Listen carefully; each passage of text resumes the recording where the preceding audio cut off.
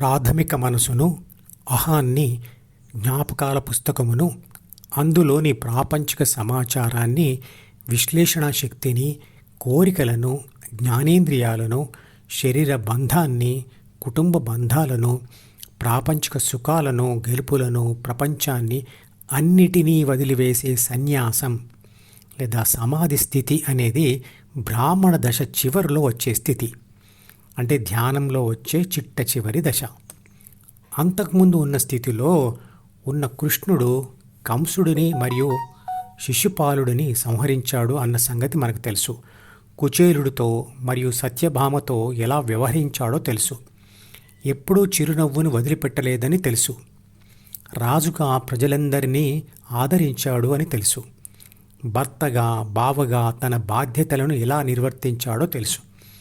అంటే ధ్యానం చేస్తూ పోతే ప్రపంచాన్ని, మనుషులను, మోసాలని, కష్టాలను, నష్టాలను, భార్యను, భర్తని, పిల్లల్ని, జీవితంలో ఎదురయ్యే అన్ని విషయాలని కృష్ణుడిలా చిరునవ్వుతో స్వీకరిస్తారు.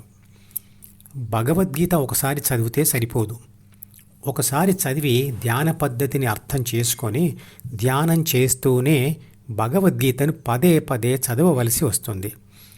ఒక పరికరం గురించి, దాని విడి భాగాల గురించి పూర్తిగా తెలుసుకున్న తర్వాతే దానిలో ఏమైనా మార్పులు చేయాలంటే చేయగలం.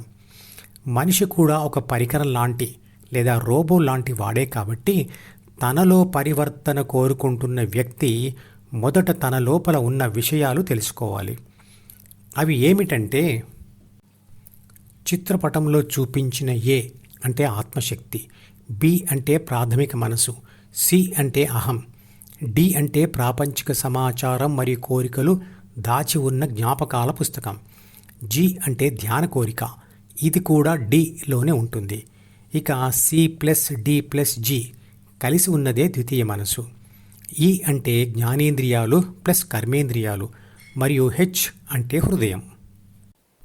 వీటన్నిటిలో హృదయం తప్ప మిగతావన్నీ కూడా సమయంతో మరియు ప్రాపంచిక అనుభవాలతో మారుతూ ఉండేవి. ఆత్మశక్తి కానీ ప్రాణశక్తి కానీ చేస్తున్న పనులతో తరుగుతూ ఉంటుంది. ప్రాథమిక మనసులోని 3 బాధ్యతలు మరియు 6 గుణాలు కూడా ప్రాపంచిక అనుభవాలతో మరియు ధ్యానంతో మారుతూ ఉండేవే. అహం అంటే నేను, నాది, నాకు, నన్ను అనే భావం కూడా ధ్యానంతో మరియు ప్రాపంచిక అనుభవాలతో మారుతూ ఉంటుంది. అది అత్యధికంగా ఉంటే ప్రాపంచిక ఆత్మకు అహంకారం ఉంటుంది. మధ్య విలువను కలిగి ఉంటే ప్రాపంచిక ఆత్మవిశ్వాసంతో ఉంటుంది. అది తక్కువైపోతే ప్రాపంచిక ఆత్మ న్యూనతాభావంతో ఉంటుంది. జ్ఞాపకాల పుస్తకం డి కూడా ప్రాపంచిక అనుభవాలతో మరియు ధ్యానంతో మారుతూ ఉంటుంది. ఇక ఈ అంటే జ్ఞానేంద్రియాలు వయస్సుతో క్షీణిస్తూ ఉంటాయి. హెచ్ అంటే హృదయం. అది ఒక స్థలం కాబట్టి అది ఎప్పటికీ మారదు. ఏబిసి ఎఫ్ నుండి ఈ ద్వారా డికి చేరిన సమాచారాన్ని తన విశ్లేషణ శక్తితో లేదా బుద్ధితో మదించి లేదా క్రోడీకరించి నిర్ణయాలను తీసుకుంటుంది లేదా సూచనలు తయారు చేస్తుంది. వాటిని మనం కోరికలు అంటాం. అవి కూడా డిలోనే ఏబిసి చేత రాయబడతాయి. మీ ఆత్మ నిర్ణయాన్ని మీరు గౌరవించాలి. అంటే మీ ఆత్మ తీసుకున్న నిర్ణయాన్ని, సూచనను లేదా కోరికను క్రమం తప్పకుండా పట్టుదలతో ఆచరించాలి కదా. అలా ఆచరించడమే ఆత్మను గౌరవించడం లేదా ఆత్మగౌరవం. అలా ఆత్మ తీసుకున్న నిర్ణయాలను చిత్తశుద్ధితో అమలు చేస్తూ ప్రకృతి సహకారంతో గెలుస్తూ ఉంటే ఆత్మ న్యూనతాభావం తగ్గి ఆత్మ విశ్వాసం మొదలవుతుంది. ఆ గెలుపులు ఇంకా అలాగే వస్తూ ఉంటే ఆత్మవిశ్వాసం అహంకారంగా కూడా మారవచ్చు. వరుస గెలుపులు ఆత్మవిశ్వాసాన్ని పెంచితే వరుస ఓటములు ఆత్మ న్యూనతాభావాన్ని పెంచుతాయి. చేస్తున్న పనిలో తీవ్ర ధ్యాస పెట్టకపోవడం వలన పలుమార్లు ఓడిపోతూ ఉండడం జరుగుతుంది. అలా ఓడిపోతున్న మనిషికి తన మీద తనకి నమ్మకం తగ్గిపోతూ ఉంటుంది. అలాగే ఎదుటివారు కూడా అతడిని నమ్మడం తగ్గిస్తారు. అనుమానానికైనా నమ్మకానికైనా 10 ఆధారాలు ఉండాలి. ఒప్పుకున్న 10 విషయాలలో ఒక వ్యక్తి సమర్థవంతంగా పని పూర్తి చేసినట్లయితే ఆ వ్యక్తి మీద విశ్వాసం పెరుగుతుంది.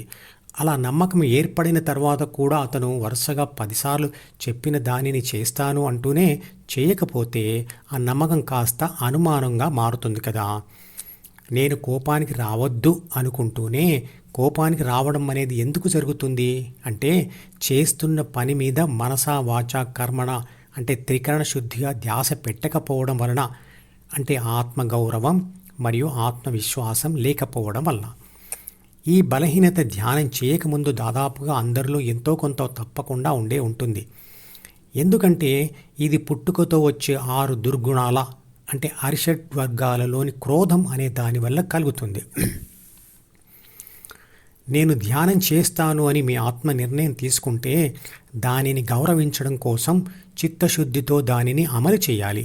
అలా పట్టువదలక ఆ నిర్ణయాన్ని అమలు చేస్తూ పోతూ ఉంటే ఆత్మ న్యూనతాభావం మరియు అహంకారం కూడా మాయమైపోతాయి.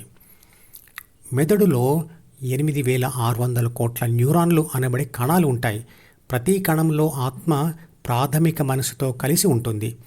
అంటే మెదడులో 8600 కోట్ల ఆత్మలు మరియు ప్రాథమిక మనసులు లేదా జీన్స్ పుస్తకాలు ఉన్నాయి. కానీ అన్ని ఆత్మలు కలిసి ఒకే ఆత్మగా పనిచేస్తూ ఉంటాయి. ఇంట్లోని ఇన్వర్టర్ బ్యాటరీలో చూడండి, అందులో 6 చిన్న బ్యాటరీ సెల్స్ అన్నీ కలిసి ఒకే బ్యాటరీ లాగా పనిచేస్తాయి కదా, అలాగా. మధుపదం యూట్యూబ్ ఛానల్లోని ప్రతి వీడియోకి ఒక నెంబర్ ఇవ్వబడింది. 1వ నంబర్ వీడియో నుండి మొదలుపెట్టి వరుసగా చివరి వీడియో వరకు చూస్తేనే ఆత్మశాస్త్రం సంపూర్ణంగా అర్థమవుతుంది. ఈ వీడియో డిస్క్రిప్షన్లో ఉంచిన మధుపదం ప్లేలిస్ట్ లింక్ ద్వారా అన్ని వీడియోలు వరుసగా చూడవచ్చు.